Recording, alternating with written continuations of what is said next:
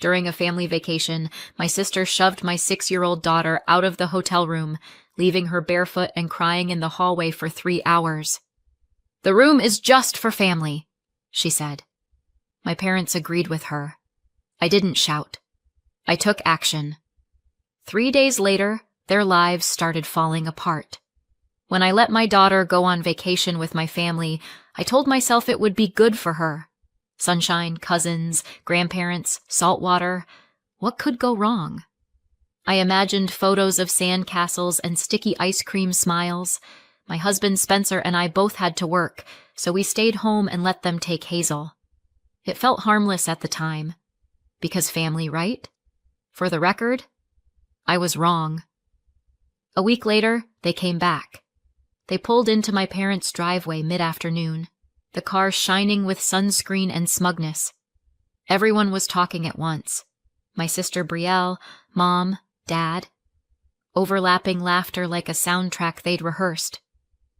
Hazel stepped out last, holding her stuffed fox by the tail.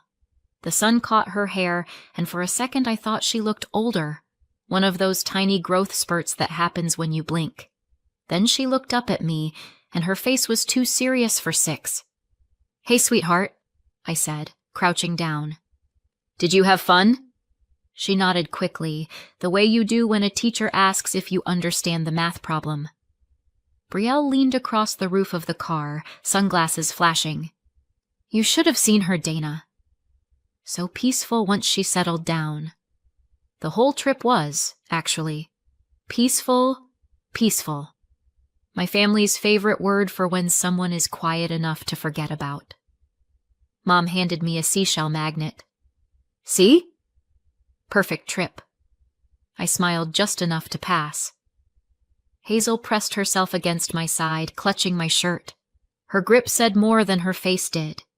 The drive home was quiet, just the hum of the tires and Hazel's soft breathing in the back seat. Every mile, the silence got heavier. She didn't ask for music. She didn't hum. She just watched the window like the world was somewhere far away. By the time we reached home, my stomach hurt from trying not to imagine things. At dinner, she pushed her food around. Normally, she tells stories in circles until I lose track of who's who. That night, nothing. "Maybe she's just tired," Spencer said when I caught him watching her. "Maybe," I said, but the word didn't feel true. After dinner, Hazel went straight to her room without asking for a story. That had never happened in her entire life. The little nightlight painted the walls in gold. Her fox sat on the pillow like a witness. I tucked her in. "Did you have fun with Grandma and Aunt Brielle?" She nodded. Then, almost too quiet to hear, "I wasn't too loud today, was I?" The question didn't make sense. "You? Loud? No, honey. Why?" She blinked. "Then I can sleep inside, right?" My heart stuttered. "Of course you can." "Why would you think you couldn't?" She took a shaky breath. "Aunt Brielle said when I'm loud, I have to wait outside until I'm quiet. Grandma said good girls don't cry. I waited a long time. The room seemed to shrink. I kept my voice soft. "Outside where?" She pointed to the door.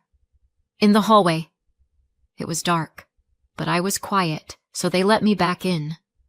The blood in my body turned to ice. "What else did they say?" Her eyes filled. "That the room was just for family." That sentence broke something in me. I wanted to scream, to drive through the night and make them look me in the eye. But Hazel's face stopped me.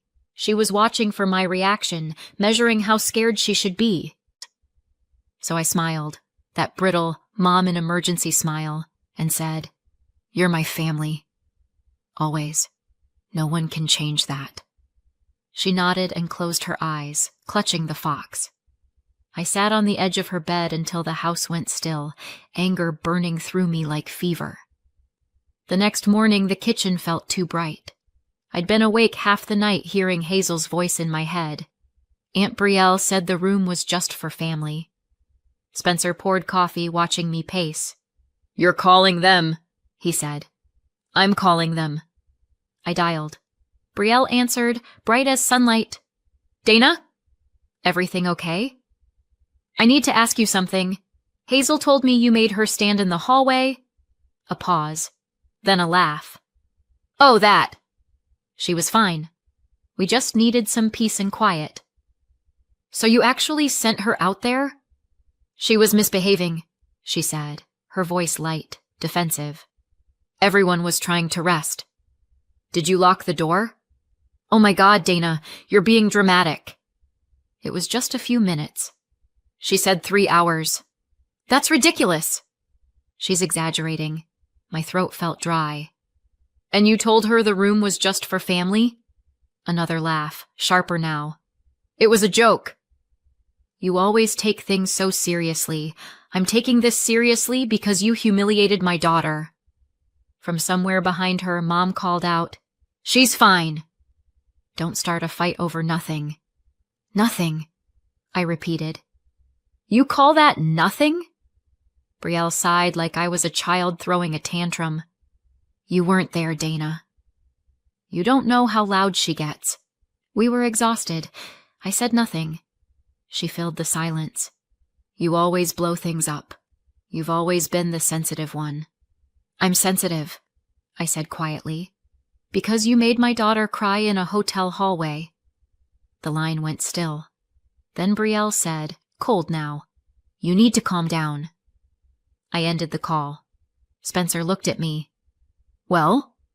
They did it, I said. Hazel padded into the kitchen, sleepy smile, hair sticking up. I pulled her close and kissed the top of her head. She didn't need to hear what I'd just heard. Something in me settled. Not calm, not forgiveness, just something sharp and final. They thought it was over, that I'd let it go. They were wrong. I didn't sleep that night. I just lay there, staring at the ceiling, hearing Hazel's little voice in a loop. The room was just for family. Family. What a beautiful word to hide a rot behind. By morning, my anger had nowhere to go, so it turned inward. I kept asking myself the question that always comes after betrayal. How did I not see it coming? That's the thing about my family. They don't start with disasters. They start with little preferences that look harmless until they're laws of nature. Brielle was 2 years older, but she might as well have been born on a higher floor. She was the star, the artist, the child who turned cardboard boxes into movie sets. I was the one who tidied up afterwards so no one tripped on the cables. When she got her first camera, Dad called it an investment in her future. When I got my first microscope, he said, "That's nice, honey. Maybe you'll be a pharmacist someday." They said they loved us equally, but equality in our house was a myth told to keep me quiet.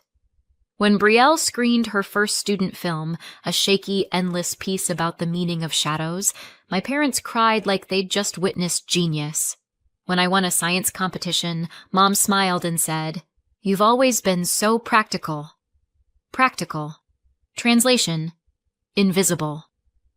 I learned early that my achievements were appreciated the way you appreciate plumbing. You only notice it when it breaks. Brielle married another filmmaker, a man who used words like vision and process and funding gap. They spent years chasing the dream, and my parents financed the chase. Rent, childcare, groceries. It was all part of supporting the arts. Meanwhile, I was working my way through scholarships, double shifts, and coffee strong enough to burn holes in my stomach lining. Nobody offered to help. They just said, "You're so independent, Dana." Independence. That was my role in the family play, the one who doesn't need applause. By the time Hazel was born, they'd already turned grandparenting into performance art. Brielle's kids had entire photo albums. Hazel had 3 pictures with them total, one of which included my mother looking at her phone. I told myself it didn't matter. I told myself love doesn't have to be symmetrical. But it does, actually. It really, really does. Then my company started to grow. The quiet little bioinformatics project that nobody had asked about suddenly became profitable. 1 contract, then 2, then headlines. And almost immediately, the family that had treated me like a utility bill remembered my number. The first time Mom called just to talk, I thought she'd dialed me by mistake. Then she said, "Your father and I were saying how much we miss Hazel."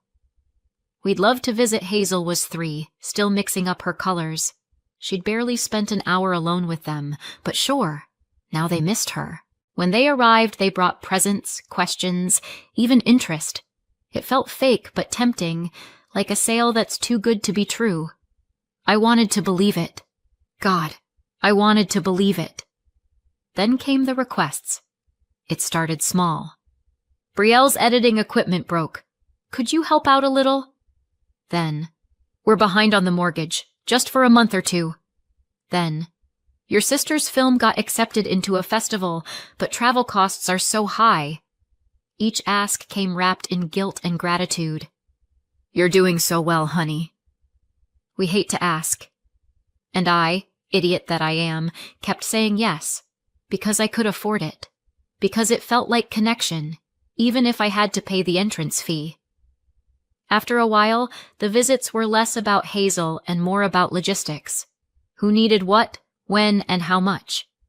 I became the family ATM with a smile, and still, the little jabs kept coming.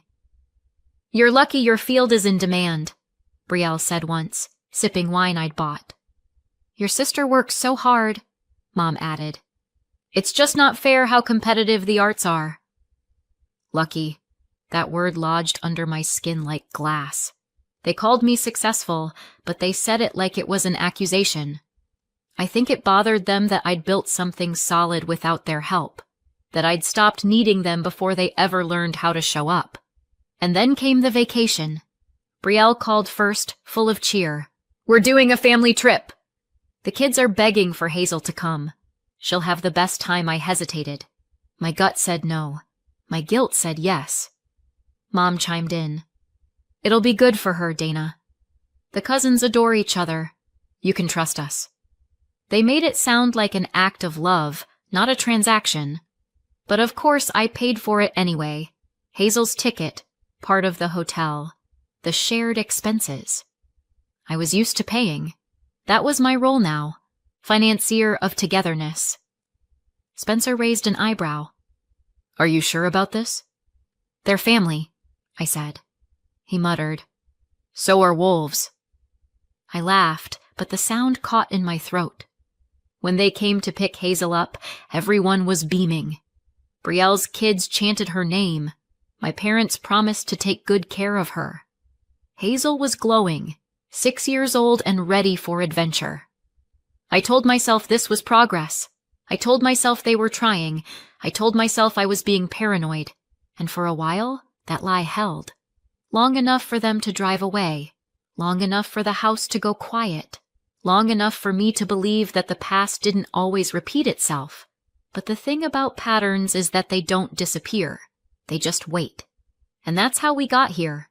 Hazel barefoot in a hotel hallway, and me staring at the ceiling, wondering when exactly I learned to mistake cruelty for family tradition.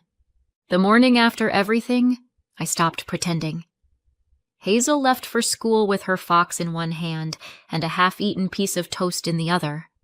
I watched her walk down the driveway until she turned the corner, the little backpack bouncing like a heartbeat. Then the house went still. Silence. My favorite liar.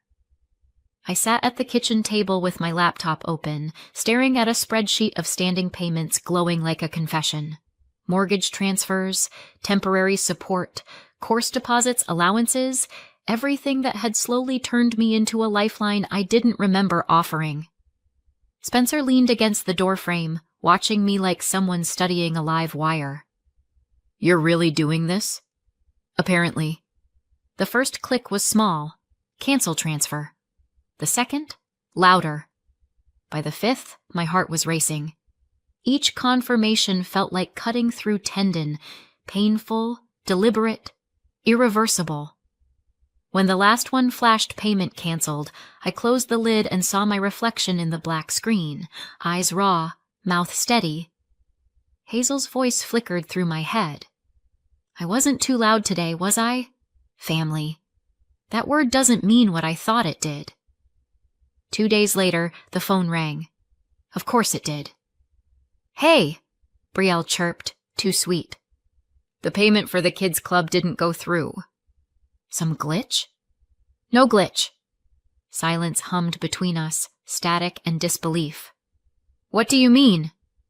I mean I'm not paying anymore. Her laugh was quick, sharp, defensive. Is this about that joke again? That joke was you locking my daughter outside for 3 hours. God, you're so dramatic. I learned from the best. A pause. Then, you've changed. You think money makes you better than us? No, I said. It just makes you notice me now, right before I disappear. I ended the call before she could recover. My hands were shaking so hard I nearly dropped the phone. Outside, a delivery truck rumbled past. Someone walked a dog. The world stayed normal, like it hadn't just cracked open. The next day, it was my parents. The mortgage payment didn't go through, my father said, skipping hello. I know. You can't just stop, Dana. We'll lose the house. Then sell it. Mom's voice slid into the call, high and thin. After everything we've done for you, exactly. For a moment, no one breathed. Then I hung up. The air around me felt electric. Not triumph. Something colder. Like standing in the ashes of your own house, realizing you're free because there's nothing left to burn.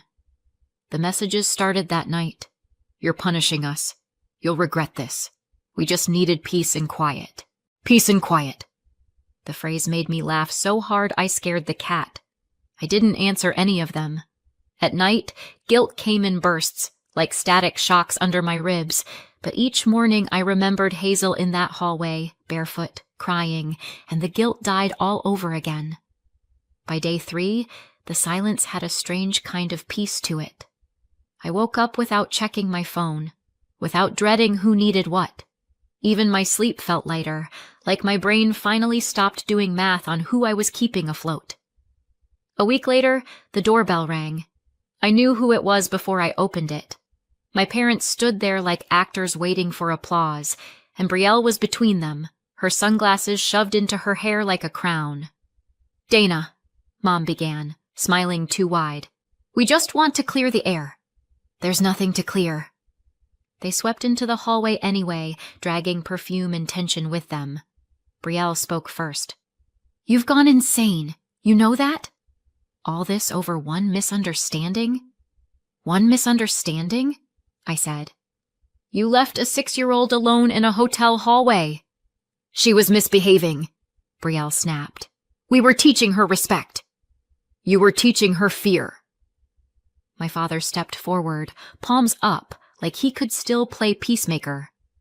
Dana, sweetheart, we said we were sorry. What more do you want? For you to stop living on my money. The words fell between us like a hammer. Mom's face pinched. You've become cruel. No, I said quietly. I've become done. For a second, nobody spoke. Then Hazel's footsteps creaked on the stairs. She stood halfway down, her stuffed fox clutched against her chest, watching the scene unfold in wide-eyed silence. Go back to your room, honey, I said gently. She didn't move until Brielle turned toward her, and then she bolted. When the door finally closed behind them, the house didn't feel cleaner. It felt heavier, like every argument still hung in the air, waiting for me to breathe it in. That night, Spencer poured 2 glasses of wine and didn't say anything. He didn't have to. The silence between us wasn't empty. It was full of everything we'd both wanted to say for years. I stared out the window at the streetlights blinking through the rain. The rebellion didn't feel like victory. It felt like ash, like burning down a bridge and realizing you're still standing in the smoke. But under the sting, there was something steadier. Not joy, not relief. Something like clarity. I checked my phone one more time. No missed calls. No new messages. The screen stayed black, and for the first time in a long time, the silence was mine. I thought that would be the end of it, but endings have a way of fighting back.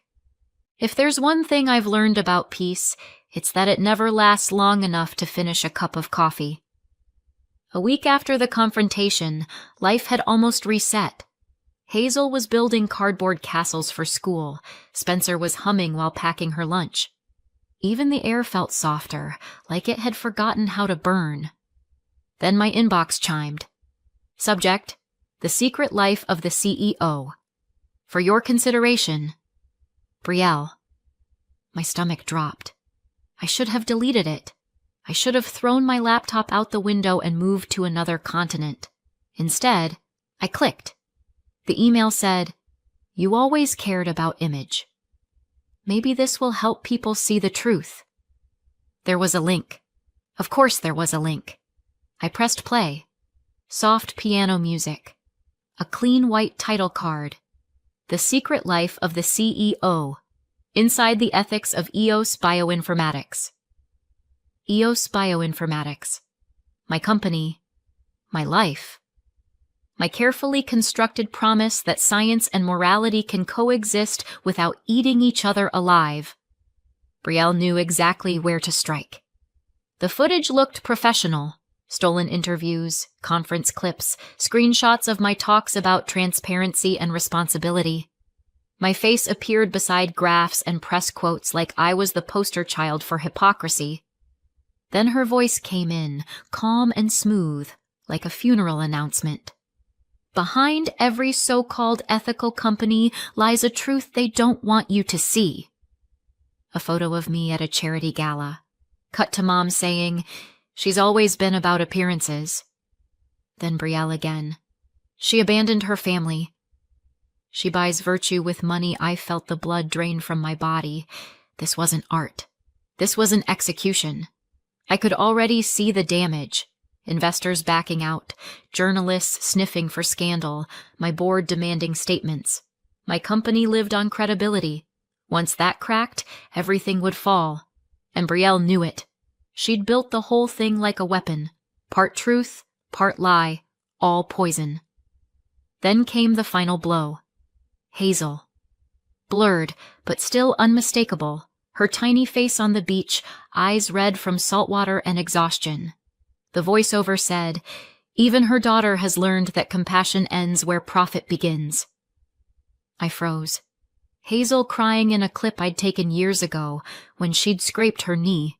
Brielle had taken it from a shared family folder and turned it into proof of neglect. My throat burned. They weren't just trying to ruin me. They were using my child to do it. I slammed the laptop shut so hard the coffee mug rattled. The kitchen went silent except for my pulse. I called her. She picked up on the first ring. "Impressive editing," I said. "I told you," she replied, all soft righteousness. "People should know what kind of person you really are." "You mean the person who stopped paying your bills?" "You call it boundaries. I call it cruelty. Investors will call it fraud once they see the full picture. You're threatening me." She laughed. "Oh, Dana, it's just storytelling. Unless, of course, you'd rather it never goes public. That's still an option. You just have to make things right." The words landed like ice. Make things right. This wasn't revenge. It was blackmail. She wanted money, silence money, the price of peace. I hung up before I said something that would end with police tape. Outside, the world was ordinary again. Someone mowing a lawn, a kid on a bike, sunlight pretending everything was fine. By noon, I was in my lawyer's office. She watched the first 2 minutes of the video, her jaw tightening.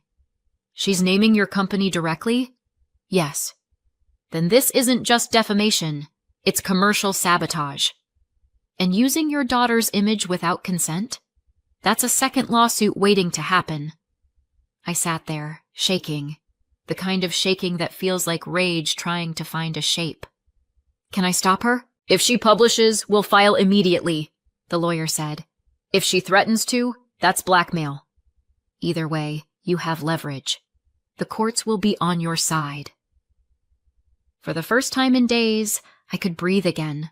Law, cold, clean, relentless, was finally mine to wield. We set up a meeting. My lawyer insisted I let her handle it. I said fine, but I'd be in the room. That night, Hazel was asleep when I checked on her. The nightlight turned her hair gold. I brushed it back and whispered, "They don't get to touch us anymore." She murmured something in her dreams. Maybe castle. Maybe safe. The next morning, my family arrived like they were showing up to a talk show. Polite smiles, polished lies. The lawyer began, voice steady. "This film contains false statements and defamatory material. If you release or distribute it, my client will pursue legal and criminal action, including the use of a minor's likeness for blackmail." The word blackmail landed like a stone. Brielle's smirk twitched. "It's a documentary." "No," I said. "It's a ransom note with editing." My mother gasped softly, as if I'd said something obscene. My father started a sentence and couldn't finish it. "You think you're untouchable," Brielle snapped. "You built your empire on lies."